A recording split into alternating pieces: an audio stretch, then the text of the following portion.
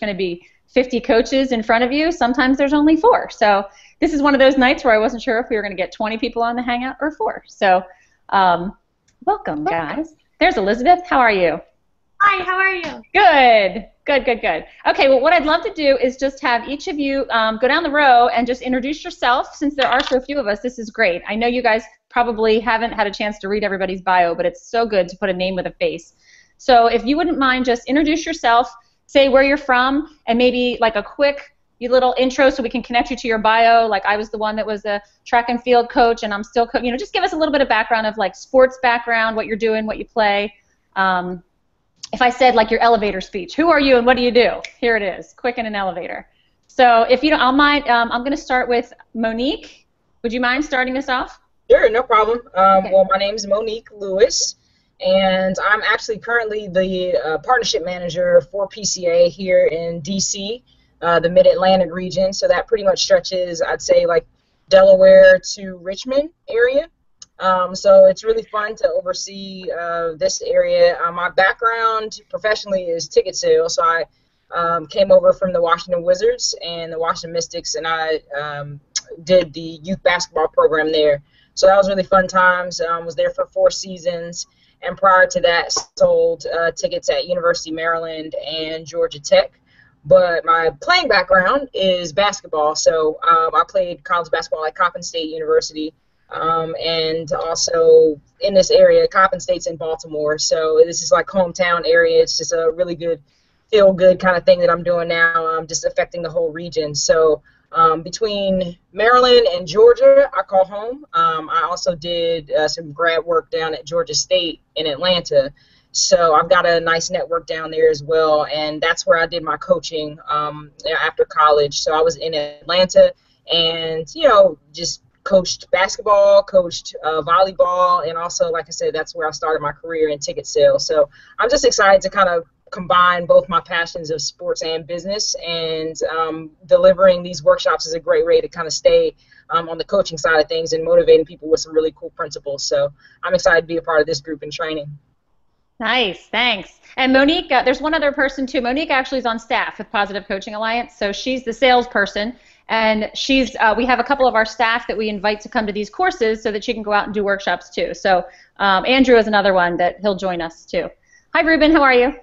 Hi, Kelly, and hi, everybody. We're just doing introductions. Yeah, so, and I'm just here to listen in a little bit. All right, sounds good. Mike, did you get a microphone?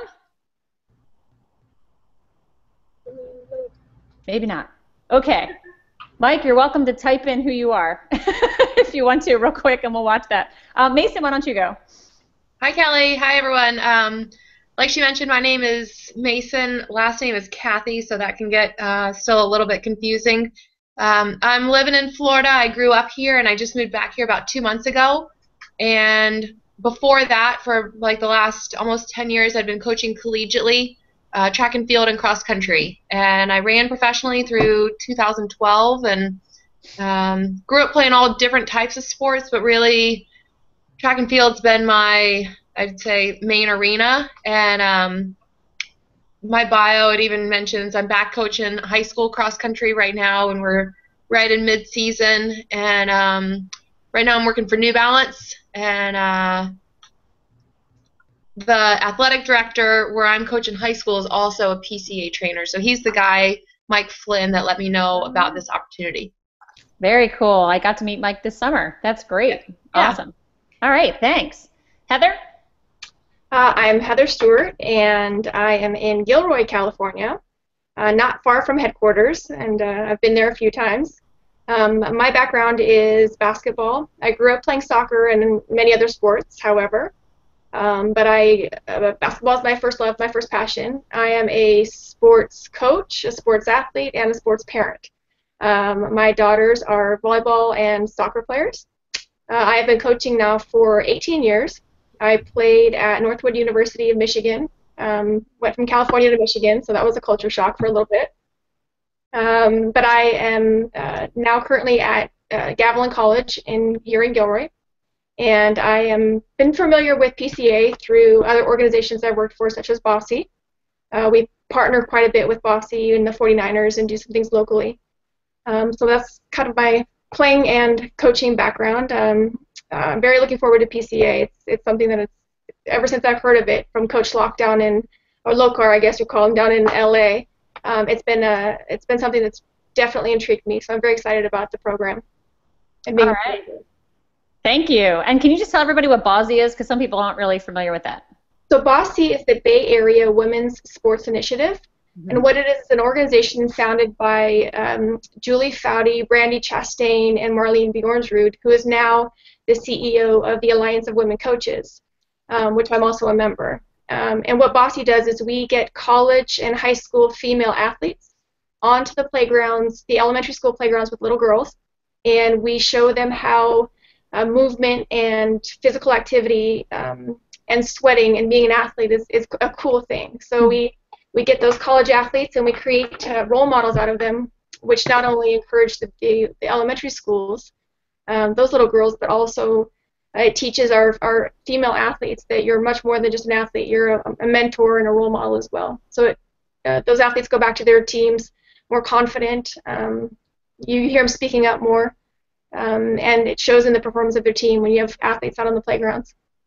That's awesome. Thank you. I had the pleasure of sitting next to Julie Foudy at our National Youth Sports Awards, so I got to hear all about it, and I wasn't really aware of a lot. Yeah, now we're very close. We're BFFs now. So great.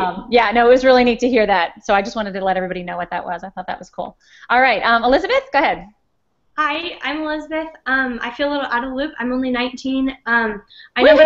Go, Elizabeth.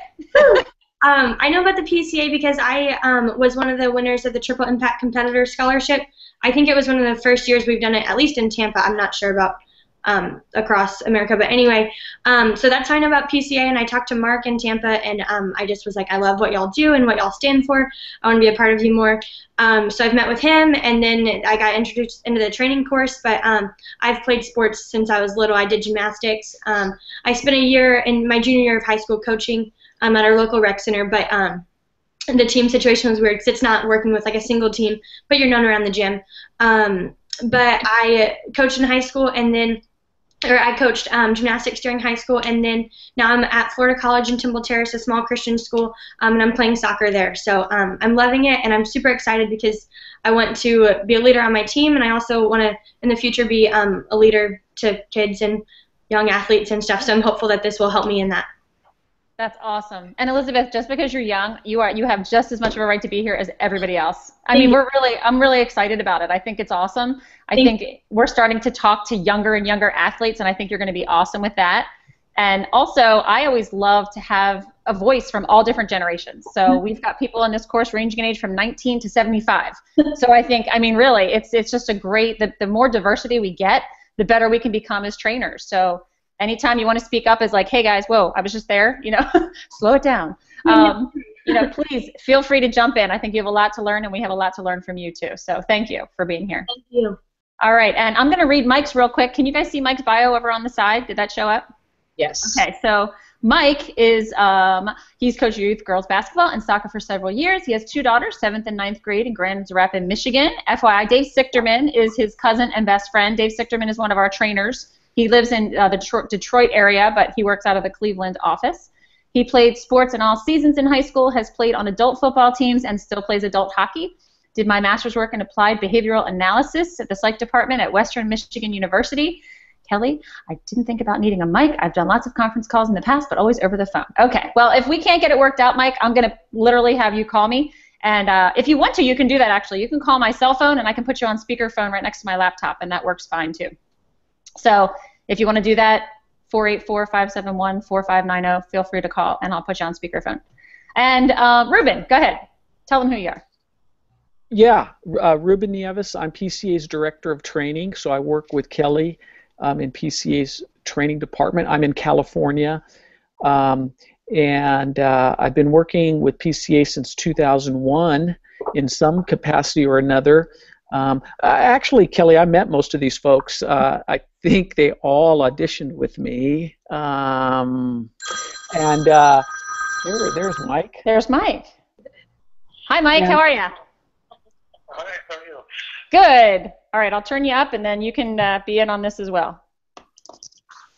You can hear us through your computer, but we can also hear you now. Go ahead, Ruben, sorry. Yeah, and no, the only other thing I'd add is that most of my professional career before working at PCA was as a collegiate volleyball coach. I coached for many years at Stanford University coaching the men's volleyball team, and then also at Fresno State University coaching the women's volleyball team there. All right, thank you, Ruben. And Sure. I know a lot of you saw my bio. I have been with PCA since 2009, but I've been on staff with the training department since 2014, and my background is in education. So I was an elementary teacher for 9 years. I have a master's degree in counseling, and through it all, I stayed with sports. So I have coached pretty much if it involved a ball or a stick, I've played it. Never played soccer, never played softball. I think we narrow this down to the only 2 sports I've never actually played on a team. But other than that, my background is collegiate basketball, field hockey, lacrosse, and I actually did run track for a year at St. Joe's. I coached at the high school level in field hockey and basketball and lacrosse, and now have been coaching my 4 kids. I have 4 daughters ranging in age from 14 down to 8. And when I think about the sports that they've played and coached, my sophomore in high school is a 3-sport athlete for right now anyway. I'm finding it more difficult as she gets through the ranks of high school. And for the first time, I am now a cheer mom, which is new for me, yes. So after I sort of got through the excitement of being a cheer mom, my 12-year-old said, Mom, I really want to try cheerleading this year. And I said, how about cross country? How about field hockey? And she said, no, I really want to cheer. And I said, okay. So now that's another thing on my resume, and she's doing phenomenal at it. So I'm really excited for her. People that know me just think, wow, that's really exciting for you, Kelly. So anyway, now it's great because I had a workshop a couple weeks ago, and I said, yes, and I'm a cheer mom, and there were a bunch of cheerleaders in the audience, so they were excited for me. All right, so what I'm going to do tonight, this is sort of an intro call. I wanted to get you guys to get to know each other, see who put faces with names, but I also want to give you a chance to just have a big scope of what we're doing and why we're doing it and how these calls are going to go from week to week. So the way this works the easiest, right now I don't hear any background noise, so it's fine. Sometimes people have background noise playing, and if that happens, just put it on mute, but I think right now I don't hear any background noise, so I think you guys are okay. What I'd like to do, though, is ask that if you have something to say, if you just kind of put your hand up, it's easier for me to call on you because in these calls only one person can talk at a time, so it's really difficult to interrupt. And if I'm still talking and you're talking, we can't hear you. So please just raise your hand or give me some kind of a signal, and I'll make sure I acknowledge you, and then you can ask a question or a comment. So what I wanted to do right off the bat is just talk about why you're even doing this, why you're here. And in the question that I asked this week, I asked about your introduction. So we know that all of you are more than qualified as coaches and as people. And what I find a lot of times is when, especially Ruben, I'm sure he feels the same way, when someone approaches us and say, I'd love to be a Positive Coaching Alliance trainer, it's usually because you've been living the principles that we preach your whole coaching career. And that's so exciting for me. I don't think I've ever handed this book to someone and had them come back and say, wow, this is brand new. I've never heard of any of this before. This is so fantastic. All the people that want to become trainers usually do because they're living it. And they've seen the results of what we're talking about, and they've seen kids motivated by filling their emotional tanks, even if they didn't call it that exact term. So that's the exciting thing for me. The challenge is to get all of those years of experience, all of those coaching stories, all of that passion that you have, and teach you how to deliver it to an audience in under 2 hours and have them walk out changed by the experience, changed enough that they're going to want to change the way they coach and impact the lives of the players they coach. And the difficult thing, I think, and I'm just being completely honest here, as a trainer when I first started, was some of the negative stories that are in the media and in the news and some of the coaches that you get in front of you, it sort of brings you down. And the first time I did a workshop, I just wanted to say to some of these people, are you crazy? Screaming at kids is not going to work. You're doing it all wrong. And I realized that wasn't the way to impact the audiences, and that wasn't the way to connect. So obviously I didn't say that. I bit my tongue. But afterwards I thought, gosh, am I going to be able to do this? Am I going to be able to get in front of parents and get in front of coaches? And what I found was the easiest way to do it is just to explain that we're here to share information from the best practices and the best athletes of professional coaches, college coaches, even high school coaches and college athletes as to how did they become so successful and how did they get the right picture here and the life lessons that they were supposed to be learning. So that's really our job. When we talk about PCA as a movement, I always think of it because, of course, we're in the training department. We are the face of PCA. We are the product that Monique and all of her associates are selling. They work so hard as a company to sell workshops, to get this word out, but we are what they're selling. And we are a nonprofit, and we are growing like wildfire. And we're growing like wildfire because of people like you that have the passion and are able to deliver a message to hundreds of people all over the country every day. And it's so exciting to see when you hear somebody that says, oh, I saw a workshop and it changed my life. And people are honest when they say that. It changed the way I coached the minute I walked out of that workshop. And I hear that all the time. And I get emails the next day, and I get text messages the next day from coaches that have said, wow, I have been coaching for 30 years, and I am in shock that the way that I've been coaching is not the best way to get the most out of my athletes. And it gives me goosebumps every time.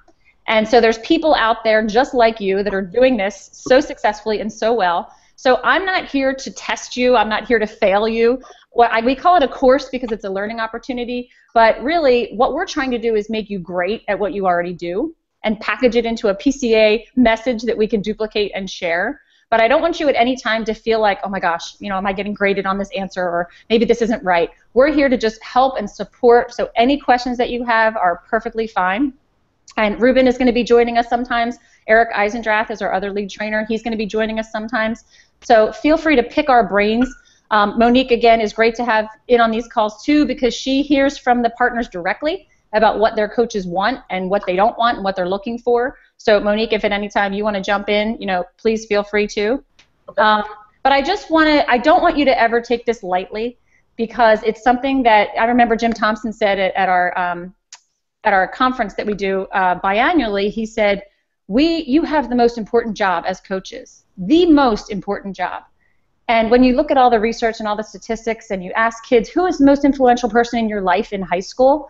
And I don't know if Elizabeth will agree with this, but most of them say they're coaches. They even say coaches before parents.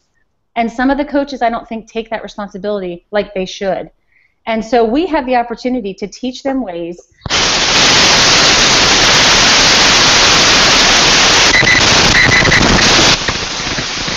Yikes! I have no idea what that is. Is that me? Holy mackerel.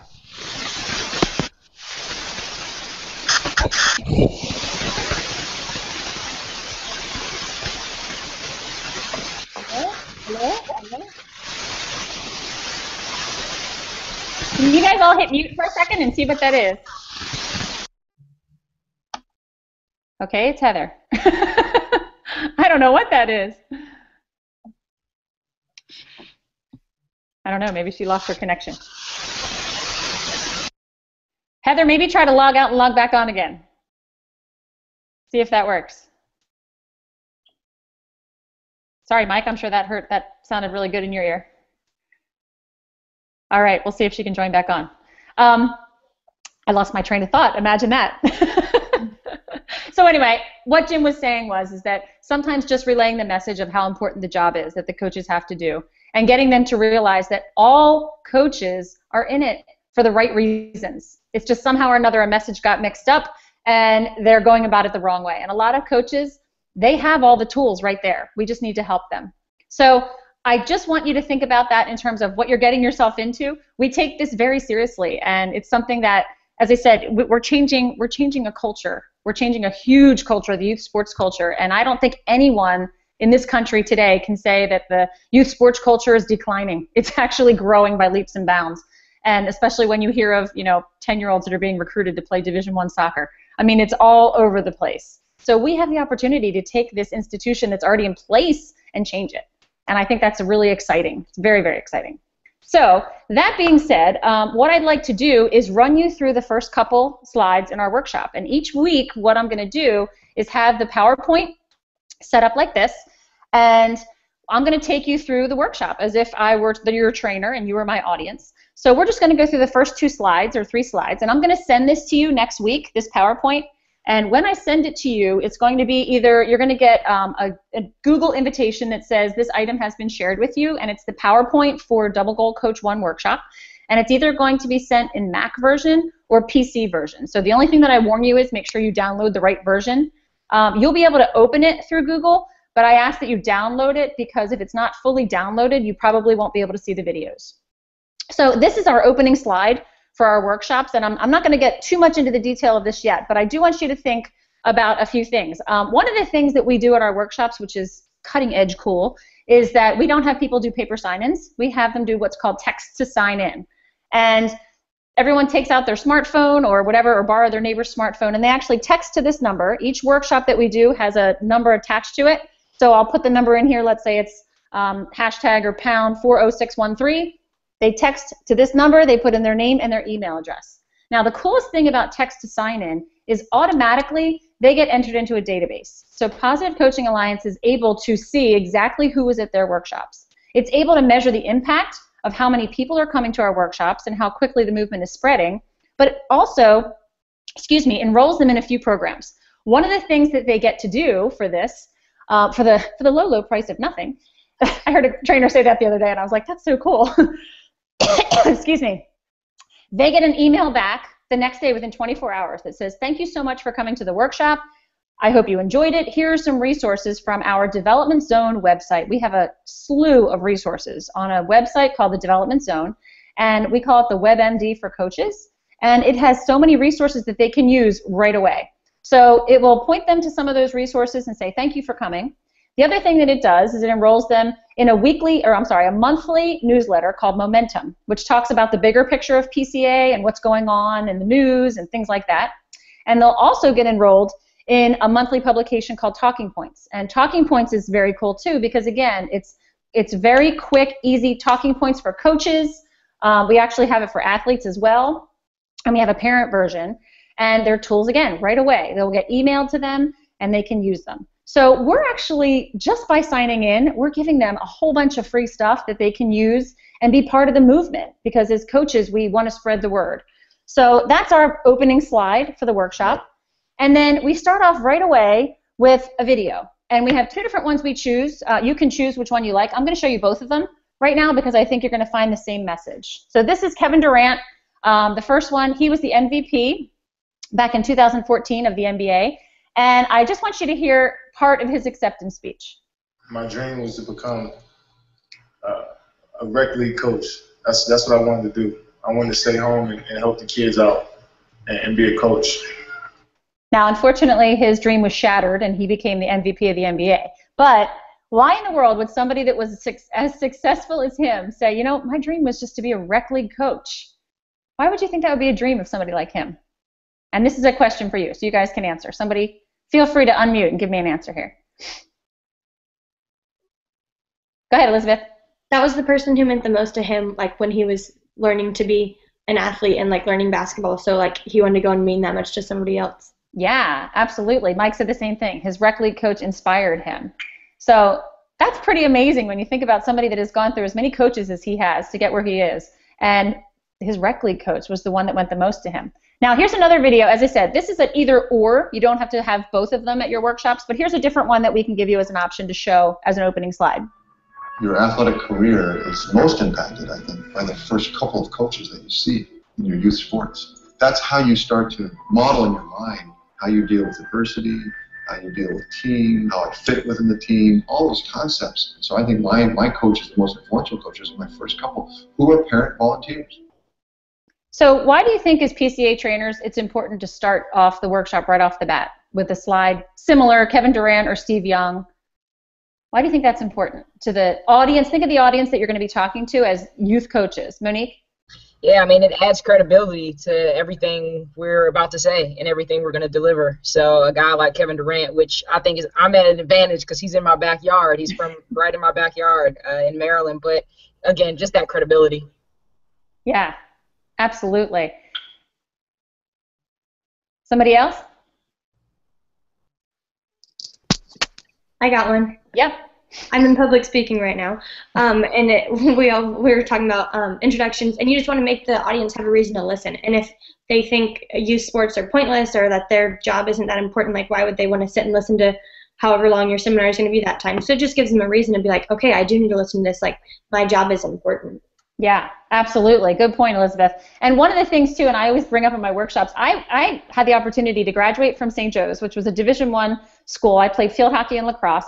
And my first year out of college, I was the assistant basketball coach at Alvernia University. So my friends, when you go back for your reunions and they're like, oh, what are you doing? And I'm like, oh, I'm coaching college basketball. I mean, you feel like a hotshot. Then I got a teaching job and I started coaching high school basketball, high school lacrosse, high school field hockey. And then, the 10-year reunion and the 15-year reunion, and you go back and people say, well, what are you doing now? And I say, I'm coaching 8-year-old soccer. And they're like, wow, well, what happened? You were coaching college and now you're coaching. Yeah, well, I'm also coaching, my 12-year-old in lacrosse. And, part of me was thinking, oh my gosh, is this a demotion? What happened? But when you realize now that I've had the kids that I started coaching when they were 8 years old, and now that they are grown, a lot of them, and I hear them come back, and every time they see me, they're like, hey, coach. I was Coach Mick. I wasn't even married then. Coach Mick, oh my gosh, it's so good to see you. I remember when you did this, and I remember the game that we did this, and do you remember when you brought shaving cream? And the things that they remember, and oh my gosh, I remember how you never let us quit, and I remember you pushing us up the hill, and I would run up the hill behind the girls, and I'd sit there and think, wow, you know what? I did have a lot of power. And when you hear about these coaches here, these players that have said the first couple. Now, Steve Young was coached by Hall of Fame coaches, and he said, I remember the parent volunteers. So you're right, Elizabeth. It adds credibility. It shows them the impact that they're going to have, as Mike says, too. And it's just a great way to start off a workshop. So what I want you to do right now is I want you to think, because this is the first question that we ask the coaches at the workshops, who was the most influential coach in your life and why? And I just want you to take 10 seconds quietly and just think about this. The most influential coach in your life and why?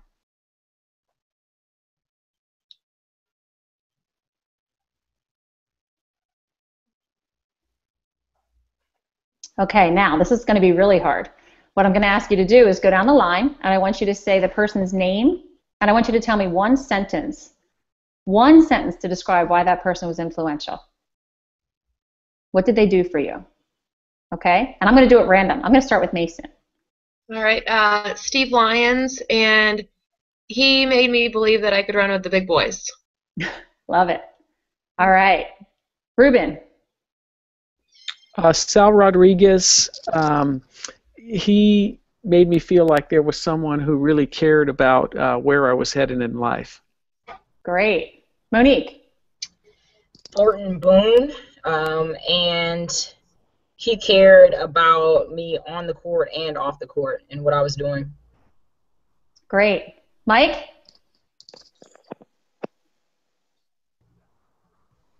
Are you there, Mike? Yep, I had that mute, so I went to Oh, okay. Al West. He was tough on us, but he appreciated our effort, and I think he showed us that dedication will pay off. All right. He was tough on us, but he showed us that dedication will pay off. Thanks. Elizabeth?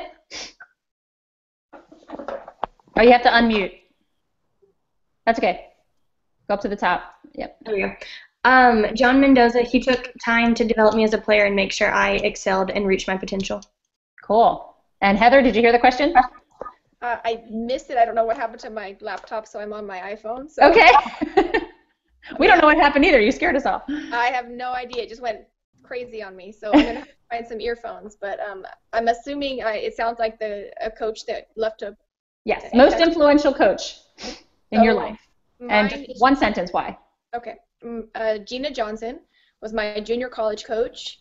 She taught me discipline, respect, work ethic, and has impacted the way that I coach and has continued to be my mentor to this day. Excellent. Thank you. So if you went around and you had 20 to 25 coaches in this room, instead of having everybody answer, I might have them turn to a partner and share this with a partner. And I might get a couple volunteers to share out loud. Now, if you were my group and I said, what do you think was the overwhelming word that you heard from most of the people that said who was the most influential coach in your life, what word would you say kept coming up over and over again? Taught. They did what? Taught? What else? Care. Care. Yep. They taught and they cared. So they taught you something that stuck with you many, many years later, and they cared about you. And what I like to bring up with the coaches at this point is the why. A lot of times, if I ask coaches, why was that coach influential? You could go on and talk for 25 minutes probably about why. But when it comes right down to the core, it is because they cared about me. And they cared about teaching me things. and they're cared about things that I'm gonna remember that forever because they made me who I am. So that's why we start off this workshop with them. We start them thinking about why they're here and where we want them to go. So the question that I had you do for homework this week, and some of you might not have done it yet, but how do you want to be remembered? This is the reason that I asked you to do it, because we ask all the coaches at our workshops to think about years from now when the kids that you're coaching are done and graduated and off in their own lives. They're going to think back. Maybe they'll be sitting at a workshop just like you are, and maybe I'll be standing in front of them, and I'll be saying to them, who is the most influential coach in your life and why? And I'm going to ask them to say a sentence about that person. I want to know what your sentence is going to be. What are they going to say about you?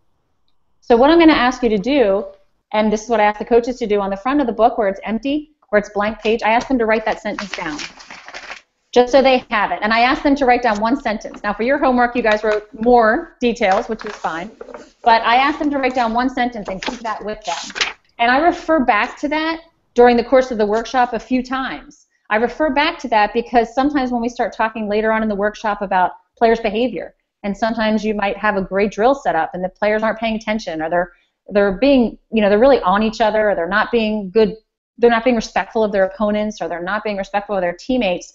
I ask them to look back at how do they want to be remembered. Are they coaching like the coach they want to be? And then and then I'll throw in a personal story. But I just want you to see that's how we start. Now I'm going to start with the whole scope of PCA the next time, but I just want you to see the power in how we start off our workshops. Does anybody have questions about that, about the opening or comments? How many of you have been to a live Positive Coaching Alliance workshop? Okay, a couple of you have. Okay, cool. Well, I think, I don't know, I'm not going to take the time now to find out about it, but I think one of the things that people have said to me was this is something that they remember. They remember being asked, how do you want to be remembered? And what I will ask coaches to do sometimes is write it on a sticky note and put it on your clipboard. Put it on that place that you bring to practice every single day, right on the front. Because during practice, sometimes you don't feel like that coach that wants to be remembered, and it's a good reminder of who you are as a coach and who you want to be. All right, so that's the intro. That's basically the framework of how I'm going to run a lot of these Google Hangout phone calls.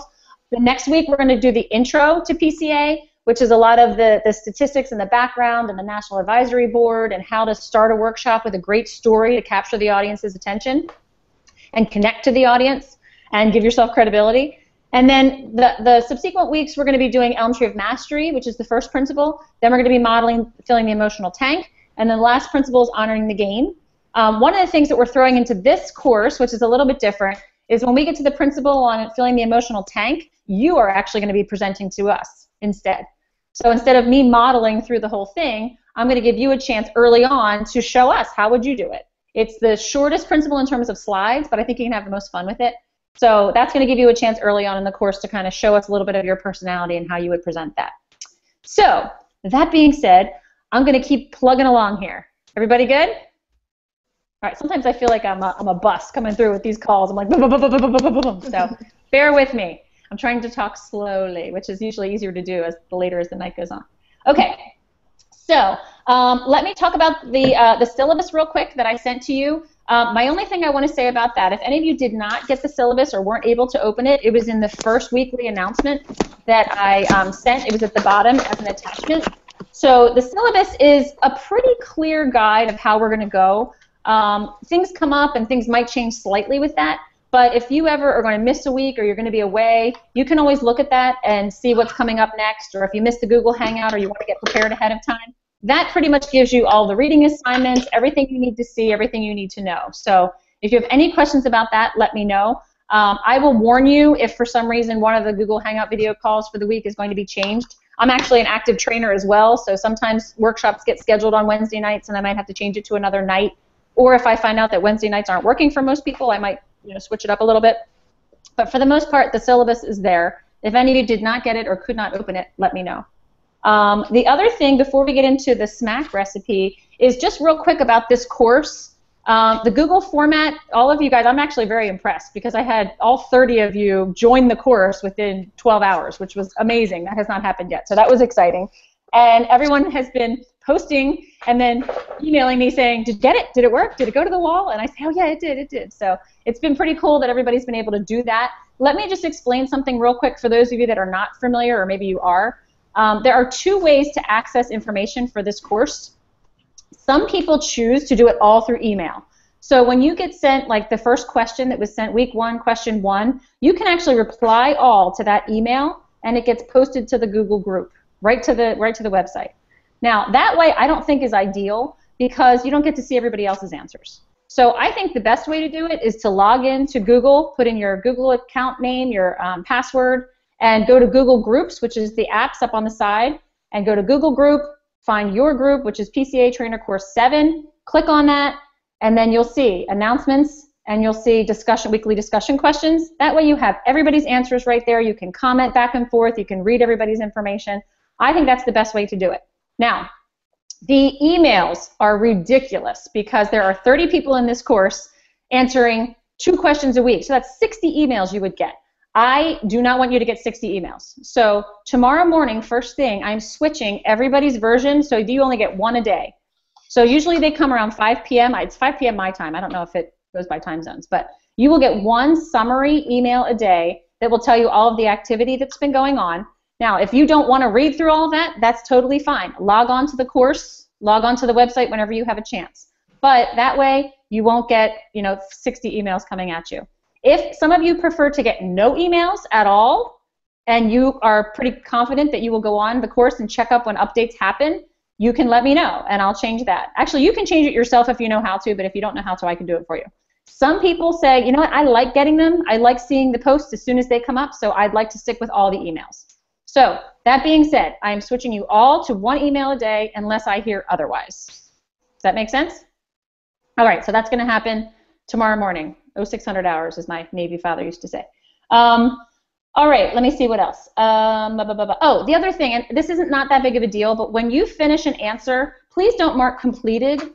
I'm not really sure what happens, but a couple people have emailed me and said, it's already completed, can I still answer? So I think it's at the end I can mark completed when the whole group is finished, but when you've done your answer, you don't need to mark completed. You can just leave that go.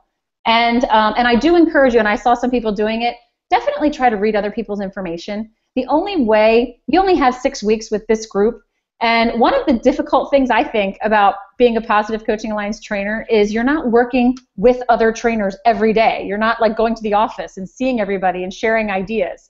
You might have some people in your local chapter, but you might still live 30 miles away from them. So this course really gives you a chance to pick the brains of the other coaches, because a lot of you are very sports specific. You might have played different sports as a kid, but as you're coaching now, some of you have been coaching the same sport for 30 years. And when that's the case, and you're in front of, if you've been a basketball coach for 30 years, and you're now in front of Little League baseball coaches, you want to be able to have some stories that will relate to Little League baseball, or soccer, or swimming, or cheerleading, or whatever comes up. So what I'm going to ask you to do is really take advantage of the answers that other people are saying and make a comment. That's a great idea. I'd love to hear that. I saw some of you find connections already in the course. We've got 2 professional women's football players in this course. I think that's so cool. So I think it's neat that people are commenting on those things, and it's a great resource for you. After this course is finished, you still have access to everything that was available in this course. So you can go back 2 months from now and go say, oh wait, there was a guy in the course that coached ice hockey, and I'm doing an ice hockey workshop. Let me look back and see some of his ideas. So that is, I think that's all I had for the course, unless anybody has any questions. I will pause for a minute and breathe.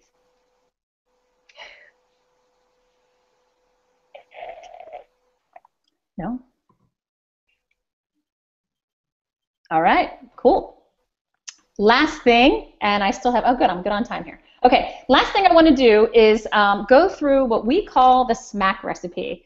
And I had actually somebody email me yesterday and say, why are we SMAC? What's the SMAC thing about? We call it the SMAC recipe with Positive Coaching Alliance. It actually stands for systematical, methodical, and consistent. And we've borrowed that from Jim Collins' book, Good to Great. And what this is it's a systematic approach to delivering a great workshop. One of the things that we at PCA pride ourselves on is that our workshops are giving the same message across the country with the same principles, but the workshops are different depending on who your trainer is. And one of the things that we really encourage our partners to use different trainers. And if you ever saw me do a workshop to a bunch of Little League coaches, and then you saw Ruben do a workshop, or you saw Eric Eisendrath do a workshop, we're the 3 lead trainers, and we do our workshops probably completely different. We all have a different style. We all have a different passion. We all have something that we're very good at, and other areas that someone else is much better than us in. So that being said, there are a few things that we would like you to be consistent on through every workshop that you do. So if you don't have it in front of you, I'm going to read through it. It is, again, attached to that very first announcement. And some of these are pretty obvious, but I'm just going to read through them pretty quickly. And then if you have any questions about it, let me know. So the first key to a very successful, great PCA workshop is knowing the content cold. One of the reasons that we've decided to stretch this course out to 6 weeks and then a final 7th week of testing you on it is because there is a lot of content. Now, people have looked at this book and gone, oh, I read that in a day. Yeah, you have read it in a day probably because it's a quick read. However, there's so much to it. So what we found is by spreading this out to 1 principle a week, not only do you have a chance to digest it, but the cooler thing that I found is when people are going through this course and they're coaching, I've had coaches say to me, wow, when we were doing that chapter on Elm Tree of Mastery, it was so glaringly obvious to me that I am a total outcome goal-based coach. I didn't even know what effort goals were, and I'm so glad I got a chance to try to practice this week. So it really gives you a chance to kind of sit with the principle and really struggle with it or try it out on your teams until it becomes part of you. And that's why the content in this, when you leave this course, you're going to know the content inside and out, which I'm really excited about. So that's the first one. Number 2, the key is to reach out to the partner ahead of time. Now let me ask you this. You are going to be assigned to do a PCA workshop for, let's say, Coventry Soccer, okay? The partner's name is Jim Lewis, and Jim Lewis is the one that you're going to call a few days ahead of time. This is a big workshop. There's going to be about 60 coaches coming, all soccer coaches, and we require that 3 days ahead of time, or even more so, I say a week to 3 days, that you contact that partner. Now let me ask you this. What type of information do you think would be very important to find out from the partner, the one that scheduled this workshop for you?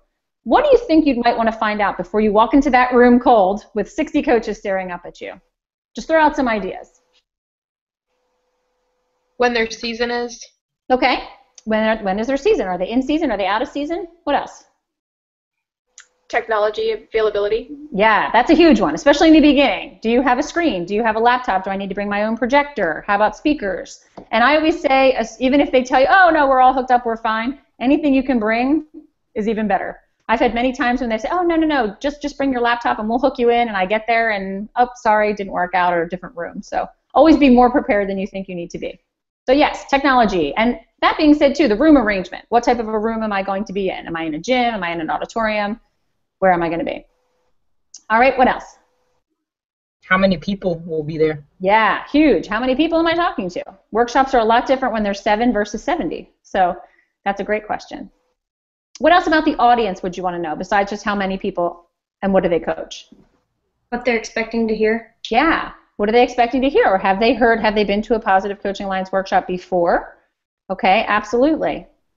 What else? What else would you like to know? I'm going to look for 2 more things. Well, Kelly, I want to know, is this workshop really Sunday night at 6 p.m.? Yes. I want to confirm the date and the time, especially if it's an odd time. Yes. And I want to know more specific. Sometimes PCA tells you it's at Grant High School. I want to know where Grant. Is it in the cafeteria? Is it in Is it in the gym? Is it in the library? Yep. Absolutely. Great, Ruben. Thank you for bringing that up. I had a workshop last Sunday during the Eagles-Cowboys game, and I was like, really? I'm doing a workshop smack in the middle of a football game. So yes, very important to confirm the date and the time. Yep. What else? How about one more thing? I think something that people don't necessarily think about are maybe people that have special needs, and so sometimes you have coaches who are maybe hearing impaired and maybe read lips, so need to sit in front of you and know your audience and know some of those things. I've encountered some of those things specifically, so that stands out to me. Yeah, good. Are there any special concerns that I need to know about? Yep, and along those lines too, one of the first questions I always say are, do you have any challenges in your organization? Anything I should know? And a lot of times I get a lot of information from that. Sometimes the partner will say, you know what, we have fantastic coaches. We don't have any issues with parents. We have strong coaches, strong positive coaches, and we're just excited to get them better. That's the perfect workshop. Other times you might get a partner that might say, you know what, we've lost a lot of coaches. We've had a lot of turnover. I've had to let a few go. We have a lot of problems with parents on the sidelines. And it just gives you an idea of the environment you're going to be walking into. So very, very important. And that's what we call the 3-day ahead of time phone call. So number 3 goes along with that as well. Number 3 step is arrive early. Always get there early. We say about 30 minutes. I usually tend to get there about 45 minutes early because I'm one of those people that once I start talking, I can't concentrate. So I like to get everything set up and then I will chit chat. So getting there early is very important.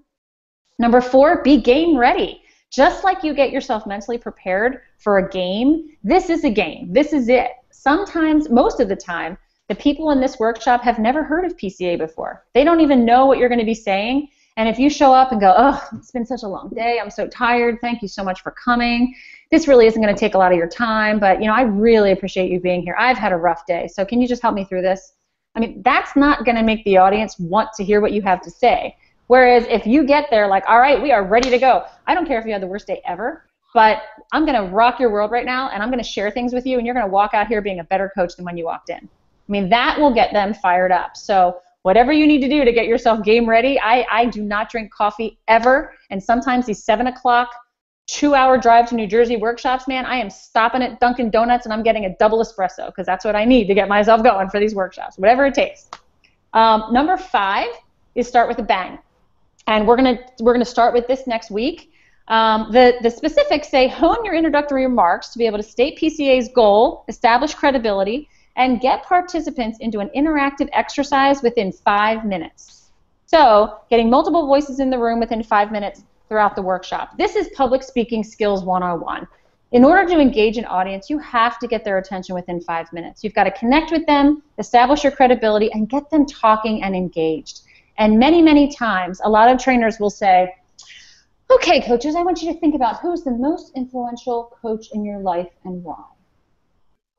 Okay, Heather, can you tell me who the most influential coach in your life was and why? Now, many trainers have said to me, I've asked a question.